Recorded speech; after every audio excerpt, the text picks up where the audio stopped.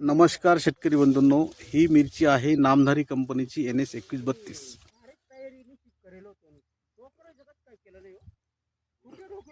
20 मेला लागवड केलेली आहे. आज 4 खुडे कंप्लीट झालेले आहेत. आपण बघू शकतो व्हायरस टॉलरन्स.